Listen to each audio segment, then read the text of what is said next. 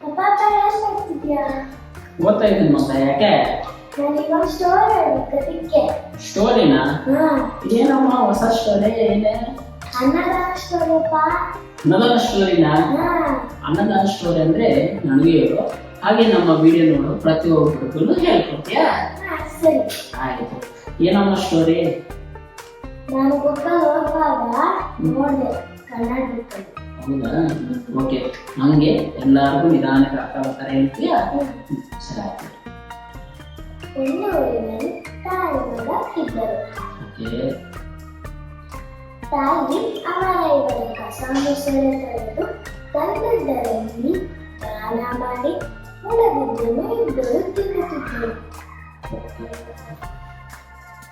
ಜಾಸ್ತಿ ಜನ ಭಿಕ್ಷೆಗೆ ಬಂದಿದ್ದರೆ ಮಗನಿಗೆ ಸ್ವಲ್ಪ ಇಟ್ಟು ತನ್ನ ಪಾಲಿನ ದಾನ ಮಾಡ್ತಿದ್ದರು.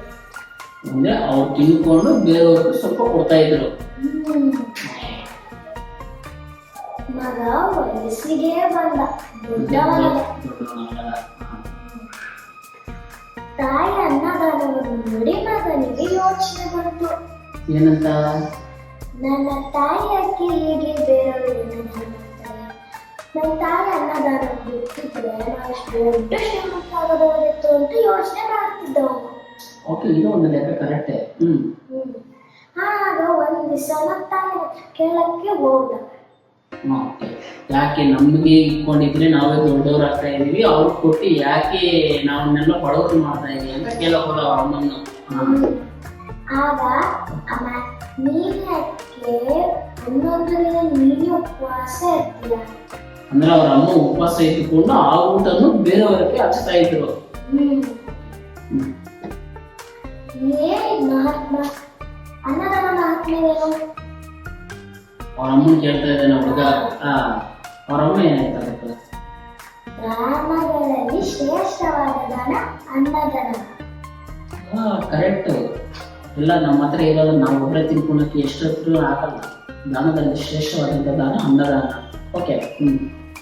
ಅನ್ನದಾನ ಕೊನೆ ತನಕ ಇರುವಂತದ್ದು. ನಾವು ಹುಟ್ಟದಾಗಲಿಂದ ಸಾಯೋ ಗಂಟನು ಆ ಹೆಸರನ್ನು ನಮ್ಮಲ್ಲಿ ಇರ್ತದೆ.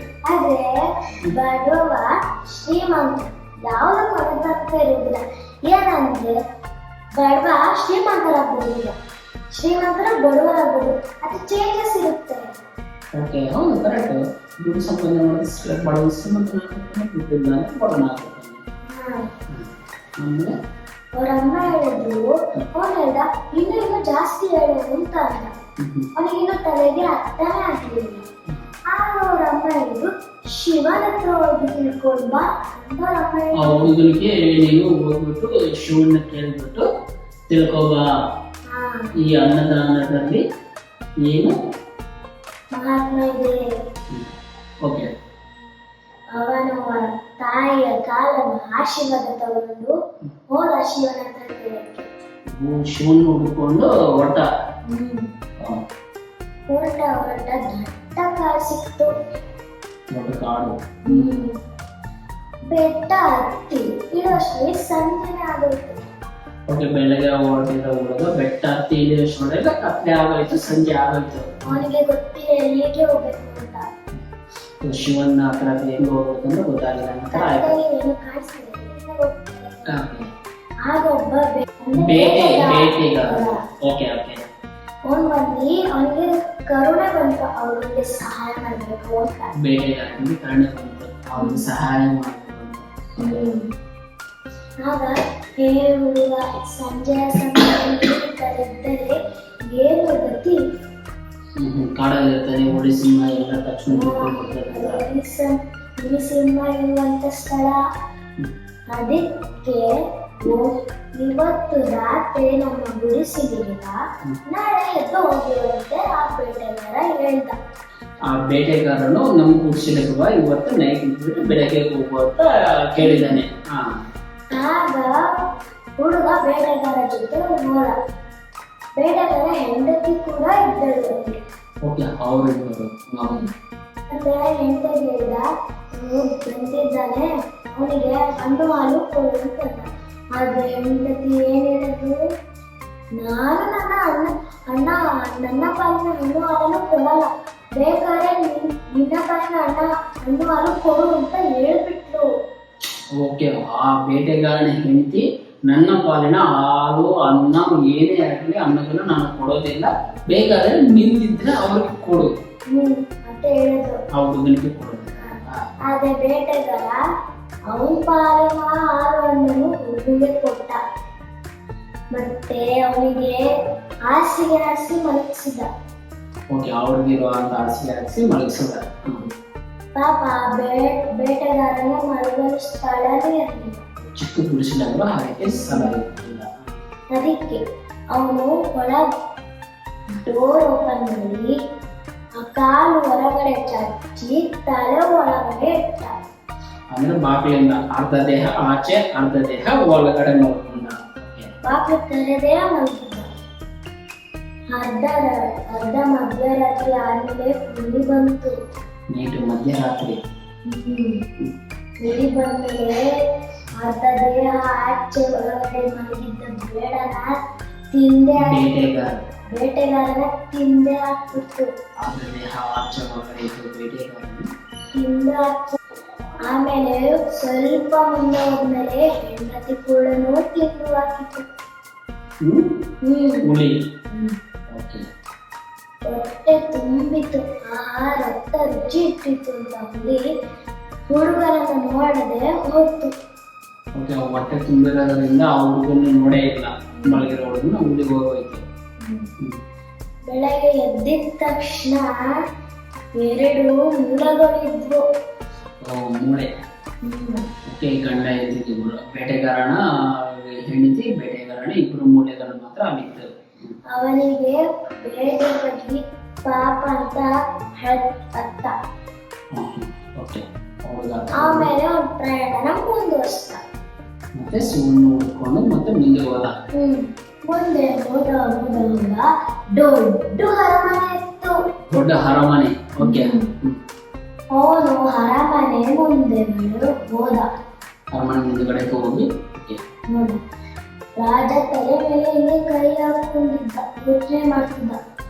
ಆ ಅರಮನೆ ರಾಜ ಕೈ ಹಾಕೊಂಡು ಕೂತಿದ್ದ. ಹುಡುಗನ ನೋಡಿ ನಿಂತ್ಕೊಂಡು, ಹೇ ಹುಡುಗ, ಎಲ್ಲಿಗೆ ಹೋಗುತ್ತಿದ್ದೇವ ಅಂತ ಕೇಳಿದ. ಆಗ ಹುಡುಗ ಭಯದಿಂದ, ನಾನು ಒಂದು ಪ್ರಶ್ನೆ ಇದೆ, ಅದನ್ನು ಹೋಗಿ ಶಿವನ ಹತ್ರ ಕೇಳ್ತೀನಿ ಅಂತ ಅಂದ. ರಾಜನಿಗೆ ಈ ಹುಡುಗ ಒಂದು ಪ್ರಶ್ನೆ ಇದೆ, ಕೇಳ್ಕೊಂಡು ಬರ್ತೀಯಾ ಅಂತ ರಾಜ ಹೇಳ್ದ. ಸರಿ ಅಂತ ಹುಡುಗ ಹೇಳದ. ಆಗ ರಾಜ ಕೋಟಿ ಹಣ ಕೊಟ್ಟು ಒಂದು ದೊಡ್ಡ ಕೆರೆ ಕಟ್ಟಿಸಿದ. ₹1 ಕೋಟಿ ಹಣ ಕೊಟ್ಟು ದೊಡ್ಡದ ಕೆರೆಯನ್ನು ಕಟ್ಟಿಸಿದ್ದಾನೆ. ಆದ್ರೆ ಇದರಲ್ಲಿ ಒಂದು ಒಟ್ಟು ನೀರಿಲ್ಲ. ಆ ಕೆರೆಯಲ್ಲಿ ಕಟ್ಟಿಸಾದ್ಮೇಲೆ ನೀರು ಅನ್ನೋದು ಬಂದಿಲ್ಲ. ಆಗ ಏನಾಯ್ತು ಅಂತ ಶಿವನ ಹತ್ರ ಕೇಳ್ಕೊಬಾ ಅಂತ ಹೇಳ್ದ. ರಾಜ ಹುಡುಗನಿಗೆ ಹೇಳಿದ್ದು, ಶಿವನ ಹತ್ರ ಹೆಂಗೋ ಹೋಗ್ತಾ ಇದೆಯಾ, ನಾನು ಇಷ್ಟೆಲ್ಲ ಖರ್ಚು ಮಾಡಿ ಈ ಕೆರೆನ ಕಟ್ಸಿದ್ದೀನಿ, ಇದರಲ್ಲಿ ಒಂದು ಡ್ರಾಪ್ ನೀರು ಇಲ್ಲ, ನೀನು ಹಂಗೆ ನನ್ನ ಪ್ರಶ್ನೆಯನ್ನು ಕೇಳ್ಕೊಂಡು ಬಾ ಅಂತ ಶಿವನಿಗೆ ಹೇಳ್ದ. ಸರಿ ಆಯ್ತು ಅಂತ ಹೇಳಿ ಮುಂದೆ ಹೋದ. ಹೊಬಕ್ಕೊಂತ ಇದ್ದ. ಕಾಲು ಮುರ್ಕೊಂಡಿರೋ ಹುಡುಗ. ಅವನಿಗೆ 64 ವಿದ್ಯೆ ಗೊತ್ತು. 64 ವಿದ್ಯೆಗಳಂದ್ರೆ ಕುಂಪು, ಕರಾಟೆ, ಮರಾಠಿ, ಗಿರಾಟೆ ಎಲ್ಲ ಗೊತ್ತು. ಆದ್ರೆ ಅವನಿಗೆ ಕಾಲು ಇರಲಿಲ್ಲ. ಕಾಲು ಮಾತ್ರ ಇರಲಿಲ್ಲ. ಆ ವಿದ್ಯೆಗಳೆಲ್ಲ ಮಾಡ್ಕೊಂಡು ಇನ್ನೇನ್ ಮಾಡ್ತಾನೆ? ಅದಕ್ಕೆ ಬೇಸರವಾಗಿ ಹಂಗೆ ಕೂತಿದ್ನ. ಆ ಹುಡುಗನ ಕೇಳಿ, ಹೇ ಹುಡುಗ, ಎಲ್ಲಿಗೆ ಹೋಗುತ್ತಿದ್ದೆ ಅಂತ ಆ ಕುಂಟ ಕೇಳ್ದ. ಅವನು, ನಾನು ಒಂದು ಪ್ರಶ್ನೆ ಇದೆ, ಅದು ಶಿವನಿಗೆ ಕೇಳಕ್ಕೆ ಹೋಗ್ತಾ ಇದ್ದೀನಿ ಅಂತ ಹುಡುಗ ಹೇಳ್ದ. ಓಕೆ, ಈ ಕುಂಟನಿಗೆ ಹೇಳಿದ್ದು, ಶಿವನ ಹತ್ರ ನನ್ಗೊಂದು ಪ್ರಶ್ನೆ ಇದೆ, ಕೇಳ್ಕೊಂಡ್ ಬರ್ತೀಯ ಅಂತ ಆ ಕುಂಟ ಹೇಳ್ದ. ಸರಿ ಆಯ್ತು ಹೇಳಿ ಅಂತ ಹುಡುಗ ಹೇಳ್ದ. ಆಗ ನಾನು 64 ವಿದ್ಯೆ ಕಲಿತೆ, ಆದ್ರೆ ನನಗೆ ಕಾಲಿಲ್ಲ. ನನ್ನ ಸ್ಥಿತಿ ಏನು? ಯಾಕೆ ಅಂತ ಕೇಳ್ಕೊಂಡ ಅಂತ ಅವ್ರಿಗೆ ಹೇಳ್ದ. ಓಕೆ, ಅಂದ್ರೆ ಈ ಹುಡುಗನಿಗೆ ನನ್ಗೆ 64 ವಿದ್ಯೆ ಕಲ್ತಿದ್ದೀನಿ, ಹಾಗೆ ಹೆಂಗೋ ನೀನು ಶಿವನ ಹತ್ರ ಹೋಗ್ತಾ ಇದೆಯಲ್ವಾ, ಹಂಗೆ ನನ್ನ ಪ್ರಶ್ನೆಯನ್ನು ಕೇಳ್ಕೊಂಡು ಬಾ, ನನಗೆ ಯಾಕೆ ಈ ತರ ಕಾಲ್ ಮಾಡಿದೀಯಾ ಅಂತ. ಅಂತ ಕೇಳ್ಕೊಬ ಅಂತ ಅಂದ. ಸರಿ ಆಯ್ತು ಕೇಳ್ಕೊಂಡ್ ಬರ್ತೀನಿ ಅಂತ ಅಂದು ಹೋದ. ಅಲ್ಲಿ ಮುಂದೆ ಹೋದ್ಮೇಲೆ ಹಾಗುತ್ತಿತ್ತು. ಪಾಪ ಅದಕ್ಕೆ ಒಳಗೆ ಹೋಗಲಾರದು, ಹೊರಗೆ ಬರಲಾರದು ಸ್ಥಿತಿ ಗೊತ್ತಿತ್ತು.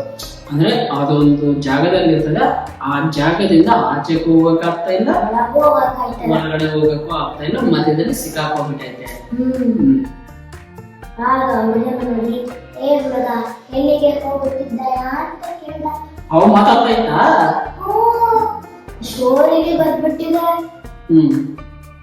ಆಗ ನನ್ನೊಂದು ಪ್ರಶ್ನೆ ಇದೆ, ಅದನ್ನ ನಾನು ಶಿವನಿಗೆ ಕೇಳಕ್ ಹೋಗ್ತಿದ್ದೀನಿ ಅಂತ ಅಂದ. ಮತ್ತೆ ಹುಡುಗ ಆಗ ನನ್ನೊಂದು ಪ್ರಶ್ನೆ ಕೇಳ್ಕೊಂಡ್ ಬರ್ತೀಯಾ ಅಂತ ಅವನು ಹೇಳ್ತು. ನಾನು ಹೊರಗೆ ಹೋಗಲಾರದೆ, ಹೊರಗೆ ಬರಲಾರದೆ ಸ್ಥಿತಿ ಇದ್ದೀನಿ, ಯಾಕೆ ಈ ಸ್ಥಿತಿ ಕೇಳ್ಕೊಂಡ ಅಂತ ಆವ ಹುಡುಗನಿಗೆ ನಾನು ಹೊರಗಡೆನೂ ಹೋಗಕ್ಕಾಗ್ತಾ ಇಲ್ಲ, ಹೊರಗಡೆನೂ ಬರಕ್ಕಾಗ್ತಾ ಇಲ್ಲ, ಯಾಕೆ ನಾನು ಈ ತರ ಸ್ಥಿತಿನಲ್ಲಿ ಇದ್ದೀನಿ, ಹಾಗೆ ಶಿವಣ್ಣ ಕೇಳ್ಕೊಳಪ್ಪ ಅಂತ ಅವನು ಹೇಳ್ತು. ಆಮೇಲೆ ಹುಡುಗ ಹೋದ, ಶಿವ ಕೈಲಾಸ ಪರ್ವತಕ್ಕೆ ಹೋಗ್ಬಿಟ್ಟ. ಆ ಹುಡುಗ ಕೈಲಾಸ ಪರ್ವತಕ್ಕೆ ರೀಚ್ ಆಗಿದ್ದಾನೆ. ಆಗ ಶಿವನನ್ನ ನೋಡಿ ಶಂಭೋ ಶಿವ ಶಂಭೋ ಅಂತ ಕೂಗಿದ. ಭೂಲೋಕದಿಂದ ಕೈಲಾಸಕ್ಕೆ ಬಂದಿದ್ದ, ಏನಿನ್ನ ಸ್ಥಿತಿ ಅಲ್ಲಿ ಶಿವನು ಕೇಳ್ದ ಆ ಹುಡುಗನ. ಆಗ ನಾನು ಎಲ್ಲಾ ಪ್ರಶ್ನೆಗಳಿಗೂ ನೀವು ಉತ್ತರ ಕೊಡುತ್ತೀರಾ ಅಂತ ಕೇಳ್ದ. ಹುಡುಗ ಶಿವನು ಕೇಳ್ದ. ಹುಡುಗ ಶಿವ ನಮಗೆ ಕೇಳ್ತಿದ್ದಾನೆ, ಅನ್ನದಾನದ ಪುಣ್ಯ ಏನು ಅಂತ. ಶಿವ ಹೇಳ್ದ, ನೇಪಾಳ ದೇಶದ ರಾಜನ ಹೆಂಡತಿ ಗರ್ಭವತಿಯಾಗಿದ್ದಾಳೆ. ಶಿವನು ನಾನು ಕೊಟ್ಟ ಪ್ರಸಾದವನ್ನು ಕೊಡು, ಅಳ್ಳುತ್ತಾಳೆ. ಆಗ ಒಂದು ಪುಟ್ಟ ಮಗು ಹುಟ್ಟುತ್ತಲ್ಲ, ಆ ಮಗನ್ನು ಕೇಳು, ಅದು ಅನ್ನದಾನ ಪುಣ್ಯ ಹೇಳುತ್ತಂತೆ. ಓಕೆ, ಇವಾಗ ಶಿವಣ್ಣ ಹುಡುಗ ಕೇಳ್ದ, ಓಕೆ ನನಗೆ ಅನ್ನದಾನ ಮಹಾತ್ಮ ಏನು ಅಂತ ತಿಳಿಸಿಕೊಡು ಅಂತ ಶಿವನಿಗೆ ಕೇಳಿದ ತಕ್ಷಣ ಶಿವ ಹೇಳ್ತಾ ಇದ್ದಾನೆ, ನೀನು ನೇಪಾಳ ದೇಶದಲ್ಲಿ ಒಬ್ಬ ರಾಜನ ಹೆಂಡತಿ ಗರ್ಭವತಿ ಆಗಿರದಲೆ ಅವರಿಗೆ ಹುಟ್ಟು ಮಗುವಿನಿಂದ ನೀನು ಕೇಳಿ ತಿಳ್ಕೊ ಅಂತ ಶಿವ ಹೇಳ್ತಾನೆ. ಪ್ರಸಾದ ಅನ್ನೋದು ಶಿವ ಆಮೇಲೆ ಕೊಡ್ತಾನೆ, ಈ ಪ್ರಸಾದನ ಕೊಟ್ಟು ಅವನು ಕೇಳುವಂತ. ಎರಡನೇ ಪ್ರಶ್ನೆ, ರಾಜ ಕೋಟಿ ಹಣ ಕೊಟ್ಟ, ಆದರೆ ಅವನ ಕೆರೆಯಲ್ಲಿ ತೊಟ್ಟು ನೀರಿಲ್ಲ, ಏನು ಸ್ಥಿತಿ ಎಂದು ಕೇಳಿದ. ಅದಕ್ಕೆ ಶಿವ ಏನೇಳ, ರಾಜನಿಗೆ ಒಬ್ಬಳು ಮಗಳಿದ್ದಾಳೆ, ಆ ಮಗಳನ್ನು ಒಬ್ಬ ಯೋಗ್ಯನಿಗೆ ಮದುವೆ ಮಾಡಿದರೆ ಅವರ ಕೆರೆ ತುಂಬಿ ತೊಡಗುತ್ತಂತೆ. ಓಕೆ, ಆ ರಾಜನ ಮಗಳು ಒಬ್ಬ ಯೋಗ್ಯನಿಗೆ ಕೊಟ್ಟು ಮದುವೆ ಮಾಡಿದ್ರೆ ಆ ಕೆರೆ ತುಂಬಿತ್ತು ಅಂತ ಶಿವ ಹೇಳಿದ್ದಾರೆ. ಮೂರನೇ ಪ್ರಶ್ನೆ, ಮತ್ತೆ ಹುಡುಗ ಮೊದಲನೇ ಪ್ರಶ್ನೆ ಕುಂಟನ ಬಗ್ಗೆ. ಕುಂಟ 64 ವಿದ್ಯೆ ಕಲಿತಿದ್ದ, ಆದ್ರೆ ಅವನಿಗೆ ಕಾಲ ಇಲ್ಲ. ಅವನ ಏನು ಸ್ಥಿತಿ ಕೇಳಿದರು. ಅದಕ್ಕೇನೆ ಹೇಳಿದ್ರು ಶಿವ, ಅವನ 64 ವಿದ್ಯಾ ಒಬ್ಬ ಯೋಗ್ಯನಿಗೆ ದಾನ ಮಾಡಿದರೆ ಅವನ ಫಲ ಸರಿ ಹೋಗುತ್ತಂತೆ. ಓಕೆ, ಇದರಲ್ಲೂ ದಾನ ಮಾಡ್ಬೇಕು, 64 ವಿದ್ಯೆಯನ್ನು ದಾನ ಮಾಡಿದ್ರೆ ಆ ಕಾಲ ಅನ್ನೋದು ಸರಿ ಹೋಗುತ್ತೆ ಅಂತ ಹೇಳಿದ್ದಾರೆ. ನಾಲ್ಕನೇ ಪ್ರಶ್ನೆ, ಸರ್ಪ ಒಳಗು ಹೋಗಲಾರದೆ ಹೊರಗು ಬರಲಾರದೆ ಒಂದು ಸ್ಥಿತಿಲಿತ್ತು, ಅವನ ಏನು ಸ್ಥಿತಿ ಎಂದು ಕೇಳಿದರು. ಓಕೆ, ಮತ್ತೆ ಕ್ವಶನ್, ಅದಕ್ಕೇನೆ ಹೇಳಿದ್ರು ಶಿವನು, ಹಾವಿನ ಮೇಲೆ ಒಂದು ಹಾವಿನ ತಲೆ ಮೇಲೆ, ಹಾವಿನ ತಲೆ ಮೇಲೆ ರತ್ನ ಇದಂತೆ, ಡೈಮಂಡ್. ಅದನ್ನು ಯೋಗ್ಯನಿಗೆ ದಾನ ಮಾಡಿದರೆ ಅವನ ಸ್ಥಿತಿಯನ್ನು ಆ ಹಾವಿನ ಸ್ಥಿತಿನೂ ಚೆನ್ನಾಗಿ ಆಗತ್ತೆ ಅಂತ ಹೇಳಿದ್ದಾರೆ. ಓಕೆ. ಆಗ ಹುಡುಗರು ಎಲ್ಲಾ ಪ್ರಶ್ನೆಗೂ ಶಿವ ಉತ್ತರ ಹೇಳಿ ಕೈಲಾಸದ ಭೂಲೋಕಕ್ಕೆ ಕಳಿಸಿದ. ಹೋದ್ನ ಹಾವು ಸಿಕ್ಕಿತು. ಮತ್ತೆ ರಿಟರ್ನ್ ಬರ್ಬೇಕಾದ್ರೆ ಹಾವು ಸಿಕ್ಕಿತ್ತು. ನನ್ನ ಸ್ಥಿತಿ ಕೇಳ್ಕೊಂಡು ಬಂದ ಅಂತ ಕೇಳ್ತು ಆ ಹುಡುಗನು ಶಿವನ ಹತ್ರ ನನ್ನ ಪ್ರಶ್ನೆಗೆ ಉತ್ತರ ಕೇಳ್ಕೊಂಡು ಬಂದಿದೆಯಾ ಅಂತ. ಅವಾಗ ಹಾ ಕೇಳ್ಕೊಂಡು ಬಂದೆ. ನಿನ್ನ ತಲೆ ಮೇಲೆ ರತ್ನ ಇದಲ್ಲ, ರತ್ನವನ್ನು ಒಬ್ಬ ಯೋಗಿಯರಿಗೆ ದಾನ ಮಾಡಿದರೆ ನಿನ್ನ ಸ್ಥಿತಿ ನಾರ್ಮಲ್ ಆಗತ್ತೆ. ಅವಾಗ ಏನ್ ಮಾಡ್ತಾ ಹೋಗು, ನಿನ್ನಂತ ಯೋಗಿ ಎಲ್ಲಿ ಸಿಗ್ತಾರೆ, ತಗೋ ನನ್ನ ತಲೆ ಮೇಲೆ ರತ್ನ ಅಂತ ಹುಡುಗನ್ ಕೊಟ್ಬಿಡ್ತು. ಓ ಆ ತಲೆ ಮೇಲೆ ಇರೋ ರತ್ನ ಹುಡುಗನ್ ಕೊಟ್ಬಿಡ್ತು. ಆಗ ಆ ಸ್ಥಿತಿ ನಾರ್ಮಲ್ ಆಗೋಯ್ತು. ಅಂದ್ರೆ ಹೊರಗಡೆಗೆ ಹೋಗ್ಬೋದು, ಹೊರಗಡೆಗೆ ಹೋಗ್ಬೋದು, ಆಟ ಆಡ್ಬೋದು, ಕುಂದಾಡ್ಬೋದು. ಅದು ಹಾವು ಅಂತ ಹೋಗ್ತು, ಆಟ ಆಡ್ತಾ ಇರುತ್ತೆ, ಖುಷಿ ಖುಷಿಯಿಂದ ಇತ್ತು. ಅವಾಗ ಆ ನಾರ್ಮಲ್ ಆಯ್ತು. ಈ ಹುಡುಗನಿಗೆ ರತ್ನಗಳಂತೂ ಸಿಕ್ತು ಕೈಗೆ. ಮುಂದೆ ಹೋದ. ಮತ್ತೆ ಮುಂದೆ ಕುಂತ ಸಿಕ್ತ. ಹೌದಲ್ವಾ. ನನ್ನ ಪ್ರಶ್ನೆ ಕೇಳ್ಕೊಂಡು ಬಂದ ಶಿವನ ಹತ್ರ ಅಂತ ಕೇಳ್ದ. ಹುಡುಗ ಕೇಳ್ಕೊಂಡು ಬಂದೆ. ಆಗ ನೀನು 64 ವಿದ್ಯೆ ಇದೆಯಲ್ಲ, ಆ 64 ವಿದ್ಯಾ ಅದು ಯೋಗ್ಯನಿಗೆ ದಾನ ಮಾಡಿದರೆ ನಿನ್ನ ಕಾಲ ಸರಿ ಹೋಗುತ್ತೆ ಅಂತ ಹೇಳಿ. ಓಕೆ. ಈ 64 ವಿದ್ಯೆಗಳನ್ನು ಕುಂಪು, ಕರಾಟೆ ಎಲ್ಲ ಡ್ಯಾನ್ಸ್ ಗೀನ್ಸ್ ಹಾಡು ಗೀಡು ಎಲ್ಲಾನು ಅವ್ರಿಗೆ ದಾನ ಮಾಡಬೇಕು. ಆಮೇಲೆ ನಿನ್ನಂತ ಯೋಗ್ಯ ಹುಡುಕಿದರೂ ಸಿಗುವುದಿಲ್ಲ ಎಂದು ಆಗ 64 ವಿದ್ಯೆಗಳನ್ನು ದಾನ ಮಾಡ್ದ. ಓಕೆ. 64 ವಿದ್ಯೆಗಳನ್ನು ಆ ಹುಡುಗನ ಕಣ್ಣಲ್ಲಿ ಕಳಿಸ್ಕೊಟ್ಟ. ಓಕೆ. ಆಗ ಕಾಲ ಬಂದೇ ಬಿಡ್ತು. ಆವಾಗ ನಾರ್ಮಲ್ ಆಗೈತೆ ಕಾಲ. ಅವನು ಜೋರಾಗಿ ಕಿರ್ಚಿ ಕುರುಡಾಡ್ಬಿಟ್ಟ. ಓಕೆ. ಆ ವಿದ್ಯೆಗಳೆಲ್ಲ ದಾನ ಮಾಡಿದ್ರಿಂದ ಕಾಲಕ್ಕೆ ಬಂದು ಅವಾಗ ಖುಷಿಯಿಂದ ಜೋಶಿಂದ ಆ ಹುಡುಗ ಕಿರ್ಚಾಡ್ಕೊಂಡು ತಿರುಗಾಡ್ಬಿಟ್ಟು ಬಂದ.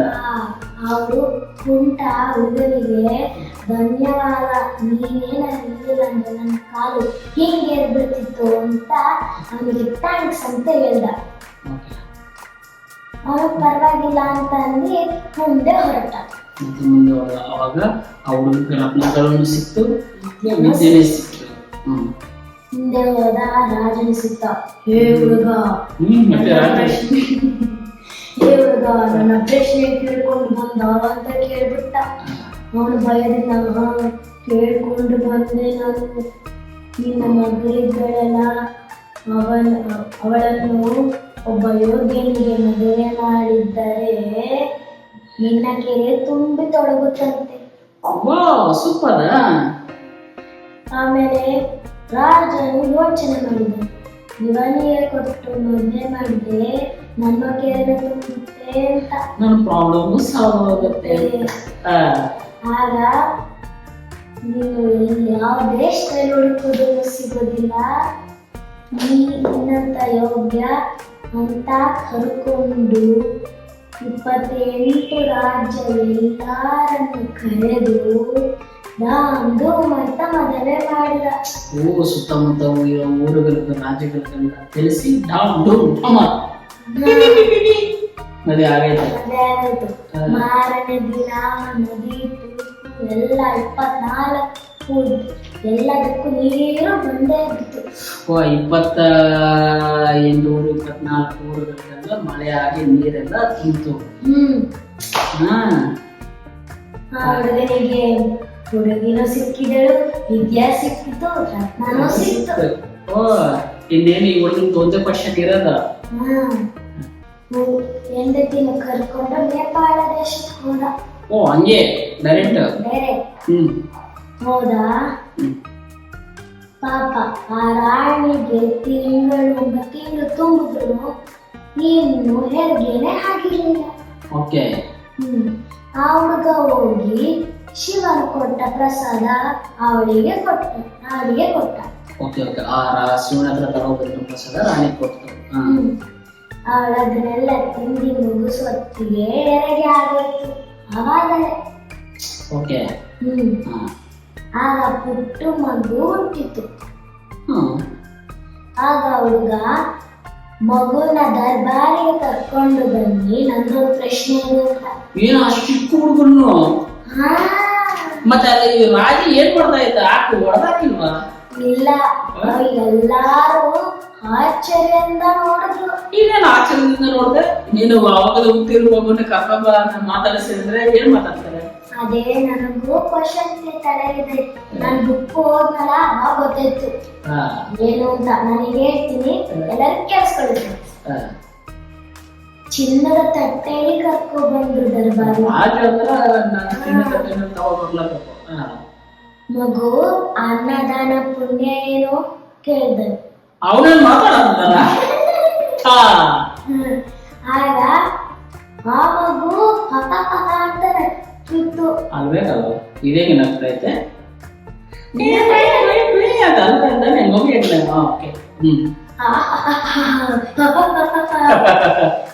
ನಕ್ಕಿತು. ಆ ಶಿವನನ್ನು ಕೇಳಲು ಹೋಗಿದ ಅನ್ನದಾನವನ್ನು ತಿಳ್ಕೊಳ್ಳೋಕೆ ಎಂದು ಹೇಳಿದನು. ಹೌದು ಅಂತ ಹೇಳ್ದ. ನೀನು ಶಿವನ ಹತ್ರ ತಿಳ್ಕೊಳ್ಳೋಕೆ ಹೋದೆ ಬೆಟ್ಟ ಎತ್ತಿ ಇಳಿದೆ. ಹೌದು, ಫಸ್ಟ್ ಬೆಟ್ಟ ಹತ್ತಿ ಇಳಿದೆ ಹೋಗೋ ಟೈಮಲ್ಲಿ. ಕತ್ಲಾಗ್ಬಿಡ್ತು. ಬೇಟೆಗಾರ ಬಂದ, ನಿನ್ನನ್ನು ನೋಡಿ ಹೇಳ್ದ, ಇಲ್ಲಿ ಸಿಂಹ ಉಳಿಸ್ತಾಳ ಅಂತ. ಓಕೆ. ಇಲ್ಲಿ ಸಿಂಹ ಹುಲಿ ಎಲ್ಲ ಇರೋ ಜಾಗ ಇಲ್ಲಿ ಬೇಡ, ಬಂದು ನಮ್ಮ ಗುಡಿಸಲಲ್ಲಿ ಮಲಕೋ ಅಂತ ಹೋಗು ಅಂತ ಅಂದ. ಹುಲಿ ಬಂತು. ಬೇಟೆಗಾರನ ಹೆಂಡತಿ ಬೇಟೆಗಾರ ಇಬ್ರು ತಿಂದಾಕಿತ್ತು. ನೆನ್ಪಿದ ಅಂತ ಆ ಮಗು ಕೇಳ್ತು. ಹೌದು. ಆವಾಗ ಹೌದು ಹೌದು ಹೌದು ಅಂತ ಕೇಳ್ತು. ಆಗ ಆ ಬೇಟೆಗಾರ ಮಗುನೇ. ಅಲ್ಲಿ ಬೇಟೆಗಾರ ಸಿಂಹ ತಿನ್ಕೊಂಡೋಯ್ತು. ಆ ಬೇಟೆಗಾರನೇ ಇವಾಗ ರಾಜವಂಶದಲ್ಲಿ ಹುಟ್ಟಿದಾನೆ. ನಾನು ನಿನಗೆ ದಾನ ಮಾಡಿದ್ದೆ, ನಾನು ರಾಜಕುಮಾರ ಆಗಿ ಹುಟ್ಟಿದೆ. Okay okay. ಅಲ್ಲಿ ನಿನಗೆ ಸಹಾಯ ಮಾಡಿದೆ, ಇವಾಗ ನಾನು ರಾಜಕುಮಾರನಾಗಿ ನಾನು ಹುಟ್ಟಿದ್ದೀನಿ. ನನ್ನ ಹೆಂಡತಿ ದಾನ ಮಾಡಲಿಲ್ಲ.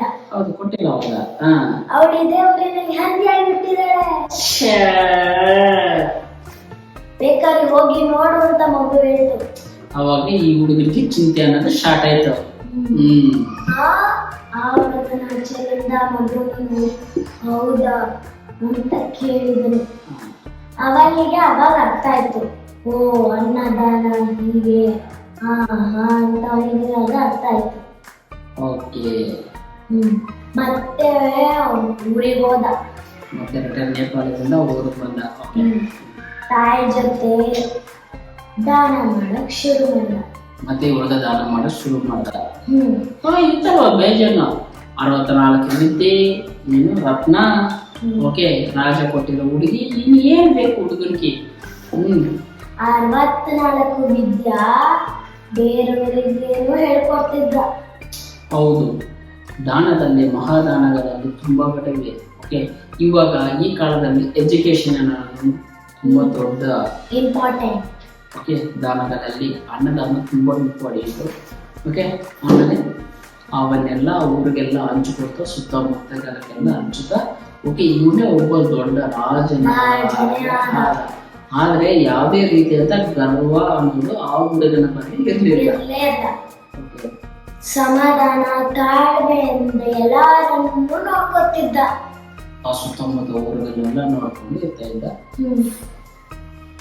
ಇಷ್ಟೇ, ಆ ಕತೆ ಮುಗಿದೋಯ್ತು.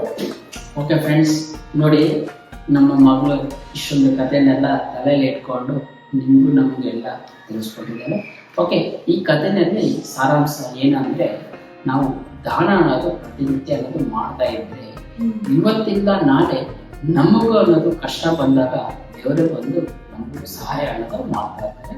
ಹಾಗೆ ನಮ್ಮ ಚಾನಲ್ ಫಾಲೋ ಅನ್ನೋದು ಮಾಡ್ತಾ ಇರಿ. ಹಾಗೆ ನಮ್ಮ ಚಾನಲ್ ಸಬ್ಸ್ಕ್ರೈಬ್ ಅನ್ನೋದು ಮತ್ತೆ ದಾನ ಮಾತ್ರ ಮರಿಬೇಡಿ, ದಾನ ಮಾಡ್ತಾನೆ ಇರಿ. ಓಕೆ, ನಮಗೆ ಇದೇ ರೀತಿ ಸಪೋರ್ಟ್ ಅನ್ನೋದು ಮಾಡ್ತಾ ಇರಿ. ನಾವು ದಾನ ಯಾರಿಗಾದ್ರೂ ನಾವು ಸಹಾಯ ಮಾಡ್ತೀವಿ, ಹಾಗೆ ಏನನ್ನು ಮಾಡ್ತಾ ಇರ್ತೀವಿ. ಅದರಲ್ಲಿ ವಿಡಿಯೋಗಳನ್ನು ಮಾಡಿ ನಾವು ಅಪ್ಲೋಡ್ ಅನ್ನೋದು ಮಾಡ್ತಾ ಇರ್ತೀವಿ. ಅದೇ ರೀತಿ ನೀವು ಸಪೋರ್ಟ್ ಅನ್ನು ಮಾಡ್ತಾ ಇರಿ. ಇದು ನಾವು ಯಾವುದೇ ರೀತಿಯ ಹಣಕಾಸು ತಗೊಂಡು ಮಾಡ್ತಾ ಇಲ್ಲ, ನಮ್ಮ ಸ್ವಂತವಾಗಿ ನಾವು ಮಾಡ್ತಾ ಇರೋದು. ಸಪೋಸ್ ನಿಮಗೆ ಸಹಾಯ ಮಾಡಬೇಕು ಅನ್ನೋ ಇದೆ, ನಾವು ನೀವು ಎಲ್ಲ ಕಲಿತು ಸಹಾಯವನ್ನು ಮಾಡೋಣ. ಓಕೆ ಫ್ರೆಂಡ್ಸ್, ಬಾಯ್. ಮತ್ತೆ ಮುಂದಿನ ವಿಡಿಯೋದಲ್ಲಿ ಭೇಟಿಯಾಗೋಣ. Bye bye friends.